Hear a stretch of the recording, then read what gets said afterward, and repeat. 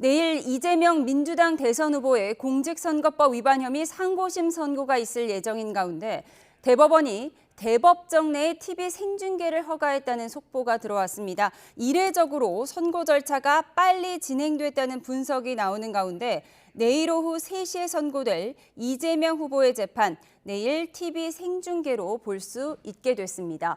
1심과 2심의 판단이 크게 엇갈렸던 만큼 대법원의 결론이 어떻게 나올지 주목되는데요. 현장에 나가 있는 취재기자 연결해서 좀 더 자세히 알아보도록 하겠습니다. 권준수 기자. 네, 대법원에 나와 있습니다. 네, 내일 TV 생중계로도 볼 수 있게 됐는데 이번에 이례적인 속도로 결론이 나오게 된 거죠.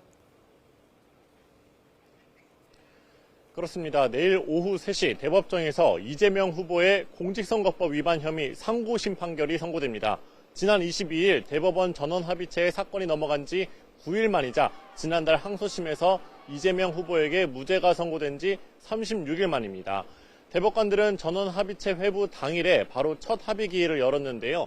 중앙선거관리위원장을 겸직하고 있는 노태학 대법관 회피 신청도 바로 인용했고 이틀 뒤엔 두 번째 합의기일을 열었습니다.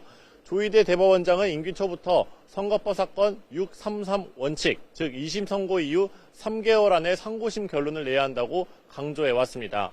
이번 사건의 경우 조 대법원장을 포함한 12명의 대법관이 표결을 진행했고 6대6이 아닌 다수 의견이 나오면서 선고기일을 빠르게 진행하게 된 것으로 볼 수 있습니다.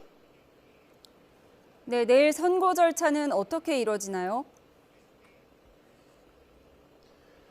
네, 이번 사건의 재판장은 조희대 대법원장이고 주심은 박영재 대법관인데요. 전원합의체 사건은 재판장이 이끌기 때문에 조 대법원장이 주문을 낭독하게 됩니다. 사실관계와 법률상 쟁점 그리고 반대 의견이 있는 경우 요지를 먼저 설명할 것으로 보입니다. 피고인 출석 의무가 없어서 이 후보도 법정에 나오지 않을 예정인 것으로 파악됐습니다. 또 전원합의체 선고는 대법원 유튜브 채널을 통해 생중계되고 누구나 볼 수 있는데요. 저희 방송 TV 생중계도 이 법정 안에서 허용했기 때문에 저희 YTN을 통해서도 내일 오후 3시에 선고 장면을 실시간으로 시청하실 수 있습니다. 네, 상고심에서 나올 수 있는 경우의 수 분석해 주시죠. 먼저 검찰의 상고를 기각할 수 있습니다. 대법원이 2심 판결에 잘못이 없다고 판단해서 이 후보의 무죄가 확정될 수 있는 겁니다. 반면 파기환송 가능성도 있는데요. 2심 판결에서 법리 오해 등이 있다고 보고 서울고등법원에 다시 재판하도록 사건을 돌려보내는 겁니다.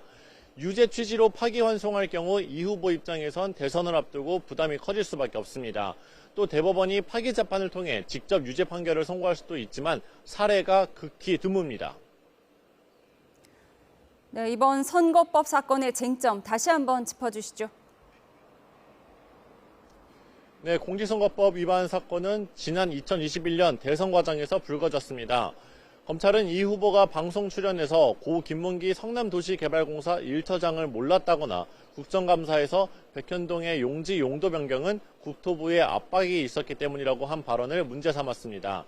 1심 재판부는 지난해 11월 이 후보에게 당선 무효형인 징역 1년에 집행유예 2년을 선고했고요. 2심 재판부는 지난달 무죄를 선고하면서 허위 사실 공표가 아니라며 판단을 뒤집었습니다. 때문에 대선 후보 등록을 열흘 앞둔 시점에서 대법원이 이 후보의 지난 발언들을 어떻게 평가했을지가 주목되고 있습니다. 지금까지 대법원에서 YTN 권준수입니다.